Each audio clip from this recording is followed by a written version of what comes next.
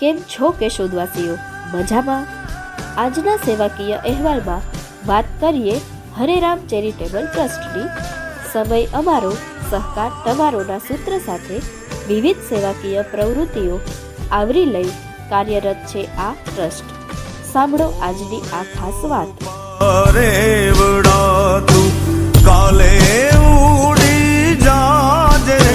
કેશોદના આજના વિશેષ અહેવાલમાં આપનું હાર્દિક સ્વાગત છે.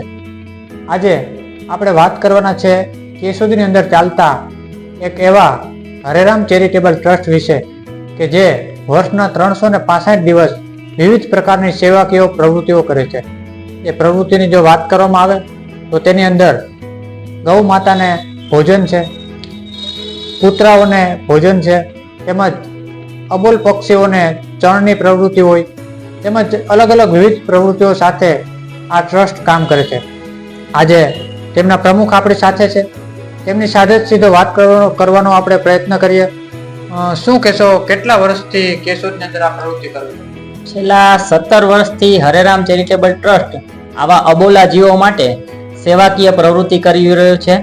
અમારો એક જ ધ્યેય, એક એવું ટ્રસ્ટ કે જ્યાં સર્વે ધર્મ સંભાવ અને માનવતાની દ્રષ્ટિ ધરાવતું ટ્રસ્ટ એટલે હરેરામ ચેરિટેબલ ટ્રસ્ટ. તો હરેરામ ચેરિટેબલ જે ટ્રસ્ટ છે તે કેશોદની અંદર પહેલા ઘણા વર્ષોથી કામ કરે છે.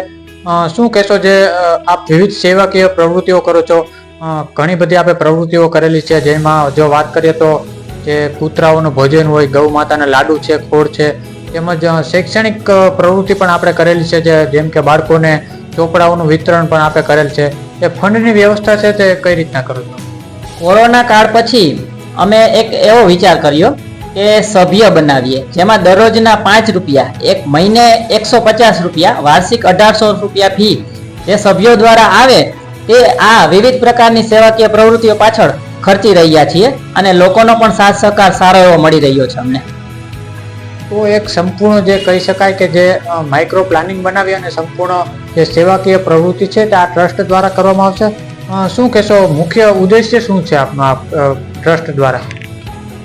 ભવિષ્યમાં લોકોનો જો અમને સાથ સહકાર અને દાતાશ્રીઓનો સાથ સહકાર મળી રહે તો અમારો મેઇન ઉદ્દેશ કે જે વિધવા મહિલાઓ છે જેને અમે રાશન કીટ દાતાશ્રીઓના સહયોગથી આપીએ છીએ, પણ એ કાયમી આત્મનિર્ભર બની રહે તેના માટે અમે ભવિષ્યના દિવસોમાં ટૂંક સમયમાં રોજગારી આપવાનું પણ વિચારી રહ્યા છીએ.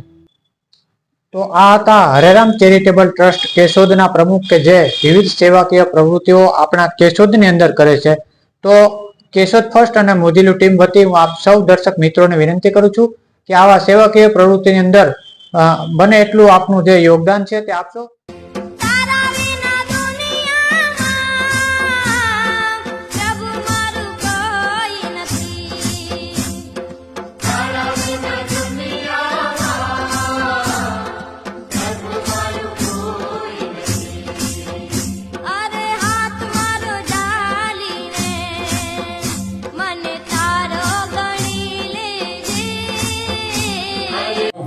Rajesh Parmar, Hareram charitable trust.